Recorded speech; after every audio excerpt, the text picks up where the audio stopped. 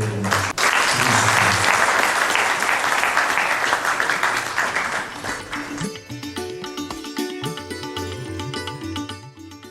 Thank you very much.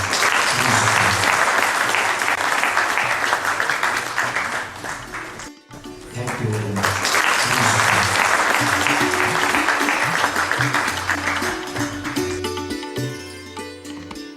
Thank you very much.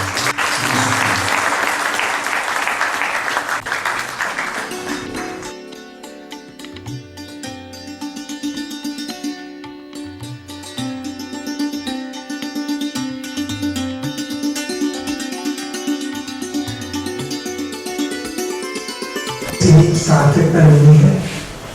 मैं जानता हूँ इन दिनों आना जाना, और आप जानते ही हैं कि लीडर ऑफ अपोजिशन है।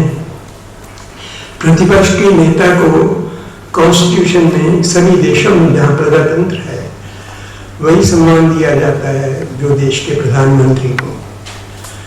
तो हमारा ये सब में ये जुटे हुए हैं, और मुझे आप समझ आती है कि क्यों हमारे माननीय ट्रस्टी श्री टी.एन. चतुर्वेदी जी ने इनके नाम की अनुशंसा की। सीइंग इज बिलीविंग, उनसे मिलकर मैं एकदम इतना प्रभावित हुआ। तो इन्होंने मजाक में कहा कि सभी जगह मेरे साथ ही होता है, छोटे स्वामी जी हैं, बड़े स्वामी जी काम आए हैं। ये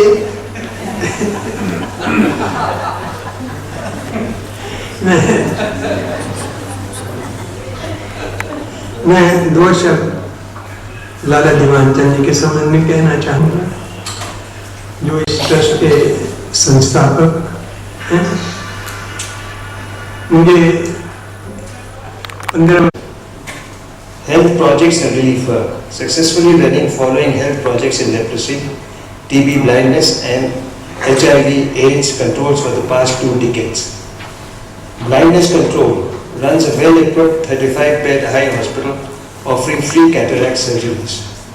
11,161 surgeries have been done so far. And mobile eye clinic that visits schools for screening children. Other projects.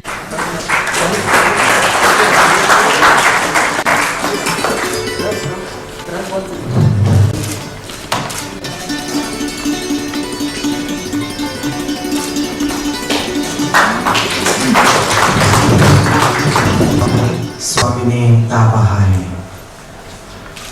Respected Srimati Sushma Swaraj ji, Leader of the Opposition, Lok Sabha, Government of India, Manchal Trust of Sri Ramakrishna Sevashrama and Swami Vivekananda Integrated Rural Health Center and Sri Sharda Devi Eye Hospital and Research Center, Pavagada. I would say this award belongs to Swami Vivekananda, who is a This recognition is not a feather in our crown, rather it serves us as a reminder of our far from finished agenda of serving the struggling rural masses of our region.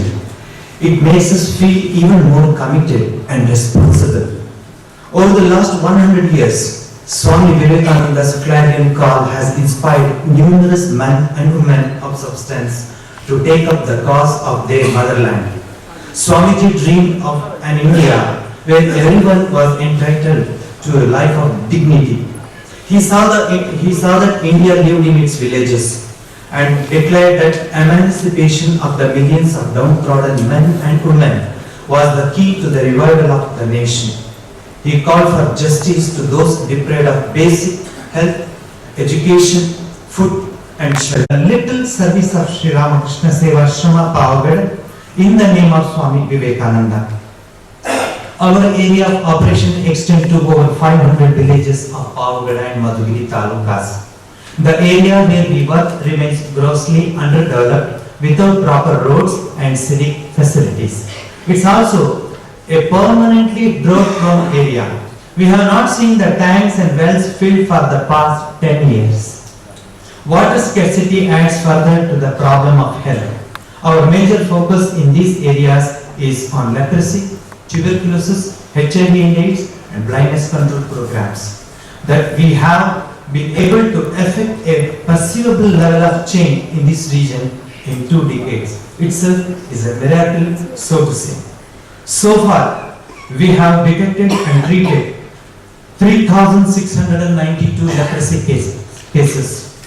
We have helped 189 leprosy cases to come back to grasping the plough out of the huts of the fisherman, the cobbler and the sweeper. Let us spring from the grocer's shop, from the beside the oven of the fritter's cellar. Let her emanate from the factory, from the malls and the markets. Let her emerge from the groves and forests, from hills and mountains. Thank you very much.